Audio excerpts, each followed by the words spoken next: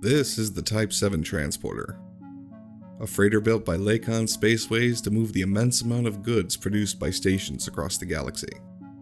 It'll cost you a little over 17 million credits to have your very own big rig in space, and if you skip the shield generator, you can haul up to 308 tons of cargo. The Type-7 then looks like the ideal stepping stone if you're looking to make your money moving things around the bubble. Except it's not very good. As a trader, it's limited by its height, which you might notice here is actually a small apartment building welded on top of an entirely glass cockpit. This means that it requires a large landing pad, so you won't be trading with any outposts anytime soon. Weirdly, the ship is 25% bigger than a Python, but only holds 5% more cargo.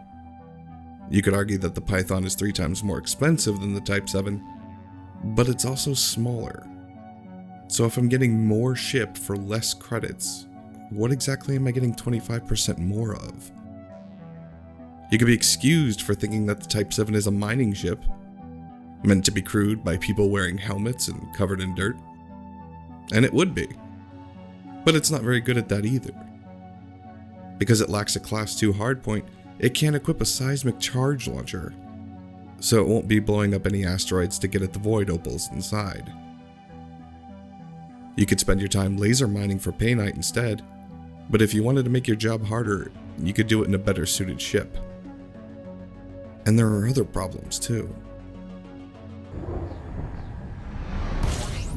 Temperature critical. Temperature critical. Temperature critical. Temperature critical. I really am tempted to fly this thing straight into the star, just to show it what overheating actually feels like. This is what happens when you charge the frame shift drive.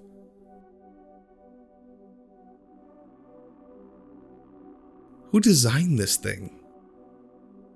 Defensively, it's limited by its 4 small hardpoints, with only an empty space for a 5th, making it the worst armed large class ship in the galaxy. On the upside, it only has 1 seat.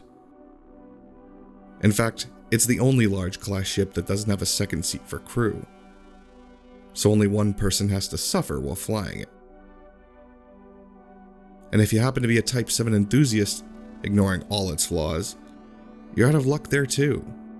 Even Lakon didn't believe in this ship enough to give it a decent range of paint jobs. If you walked into a shipyard asking for a metallic paint job for your Type-7, they'd think you're a crazy person. Because you clearly would be. It's tied for the lowest amount of options in the livery with the Diamondback Scout. There are more paint jobs for the Imperial Fighter than there are for this ship. From Gudamaya, the people who don't even use paint.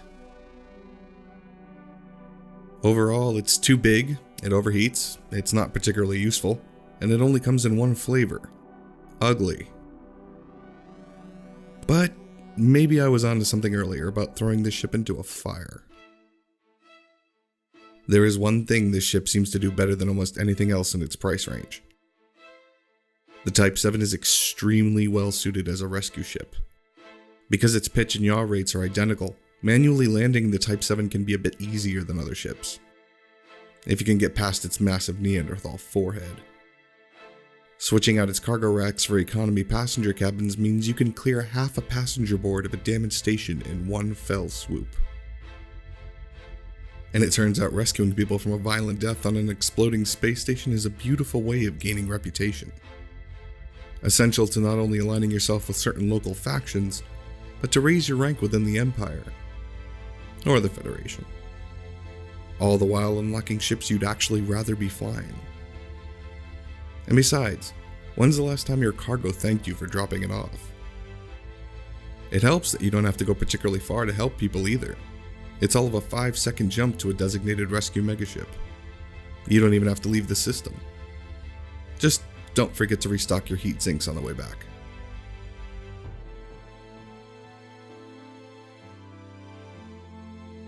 And a word of warning, hanging out in systems hit by Thargoids can result in unexpected encounters. I had a lot of mixed feelings about the Type-7 while making this review. After spending a few days flying it, I was confident that I hated this ship. And that's unfortunate, because I didn't hate it until I started using it. I liked the way it looked. Its angular design meant you could tell by looking at it what it was supposed to do. This ship moves cargo. It's just not that good at it though. And making it competitive means making it worse. But using the ship as a rescue vehicle gave me a real sense of urgency. And more importantly, it made me feel like the ship had a purpose. It made me forget that I was flying a Type-7. If you're looking to make credits with the ship, it's better to look elsewhere. But if you're looking to be a hero or grind rank, no other ship will let you do it this well for this cheap. It is irrefutably invaluable for what it does well, even if it will never be remembered as a great ship. I named my ship the Nostromo for a reason. Honestly, this seems like the ship that Lakon forgot, and that's a tragedy. I want to say that this ship is in dire need of an update, but that's not true. I don't think it was ever finished in the first place.